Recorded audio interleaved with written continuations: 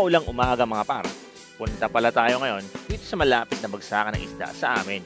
Dahil malamig ngayon ay magandang humigop ng mainit na sabaw ng fresh na isda mga par. Kaya samahan nyo ako mga par.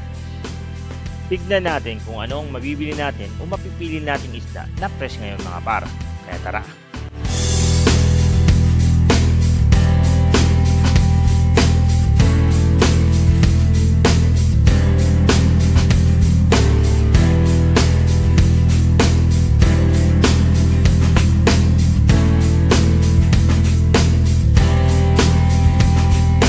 Dahil nga maaga pa mga par ay ninais ko muna mag-jogging sa malawak na kalsadang ito.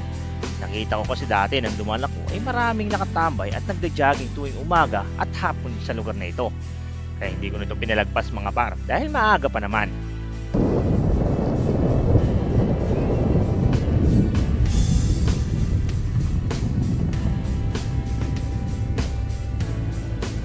Yun. Mag-jogging muna tayo mga par. Sa napakagandang lugar na ito. Baldubay. Okay. Okay, ibon.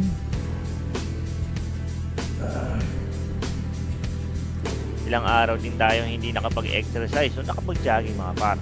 Kaya nang napadaan ako rito, ay na-attract ako sa napakagandang lugar. Kaya hindi ko na ito pinalagpas. Kaya nag-jogging na agad ako mga par.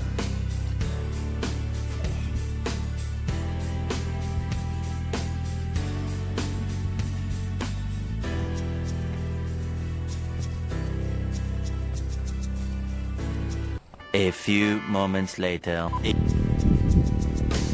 So ngayon mga par, katapos lang natin mag-jogging dito. Pupunta na tayo doon sa mismong binibilan ng isda o bagsakan dito sa boundary na Naik. Pero sa una lang dito mga par, direction lang natin. Doon na yung mismong bagsakan ng isda. Titingin tayo kung ano mabibili natin ngayon mga par, no? So tara!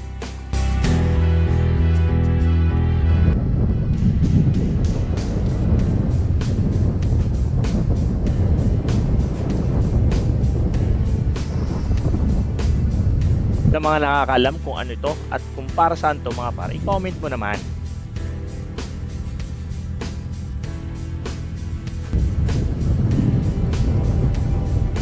Nakakaliwa tayo dyan mga par.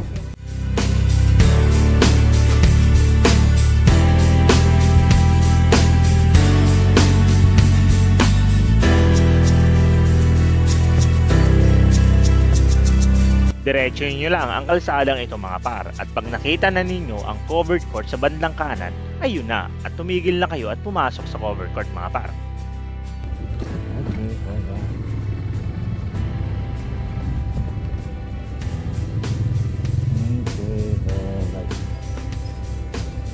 So yan mga par, no?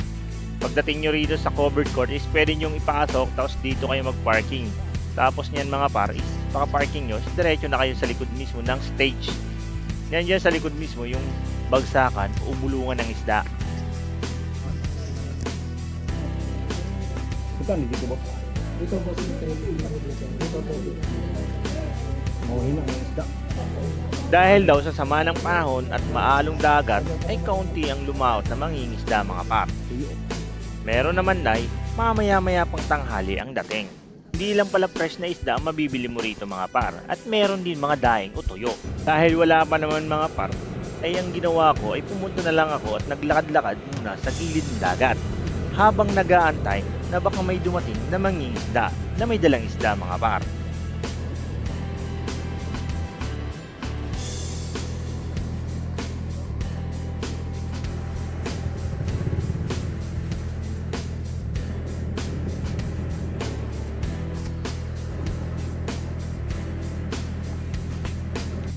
Marami din pala ang resort na makikita rito at pwede kang magrenta ng cottage mga par. At kung hindi ka naman maarte at gusto mo ng malapit na dagat ay pwede na ito sa iyo mga par. Makakaligo ka na ng dagat ng libre at pwede ka rin makabili ng mga fresh na isda galing sa mismong dagat mga par. May mga nagdaang mga bagyo, madumi. Ito yung dagat ngayon, maraming basura hanggang doon sa dulo.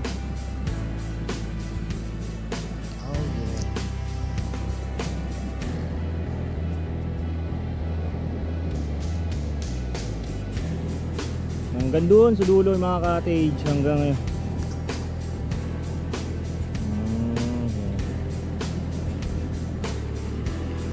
Ayun, may palapit na bangka.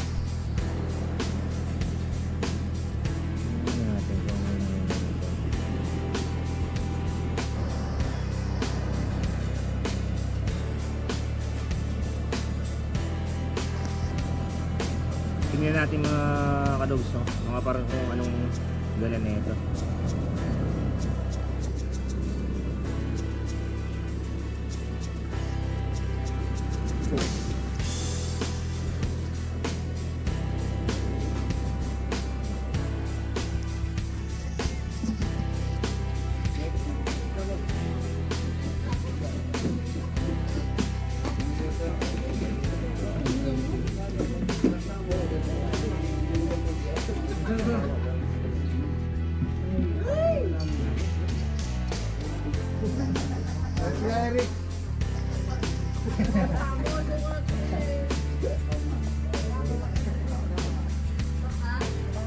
Isa-isa na nga nagsisidatingan ng mga mangingisda mga par.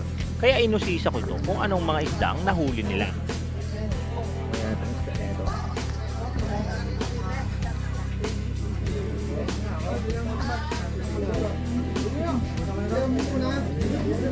Karamihan ng namimili dito ay may mga pwesto sa talipapa o palengke, katulad na lamang ng nakausap kong isang mag-asawa na galing pa sila sa malayo at dito sila namimili ng mga isda para ibenta sa kanilang lugar.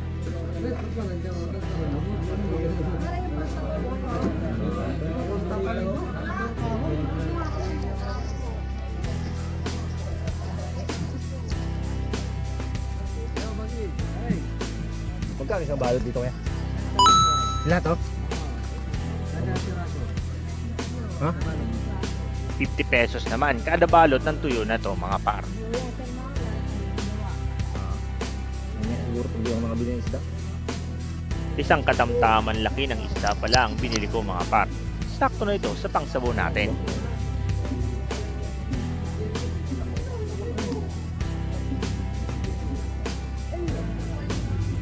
Bid-bid.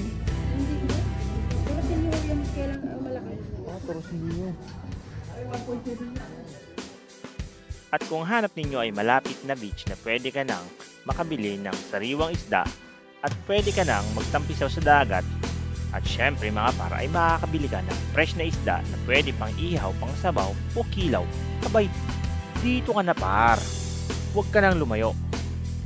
Maraming salamat nga pala kung nakarating ka hanggang sa dulo ng aking video. Ako nga pala si Dogs TV at nagsasabi sa iyo ng bye-bye.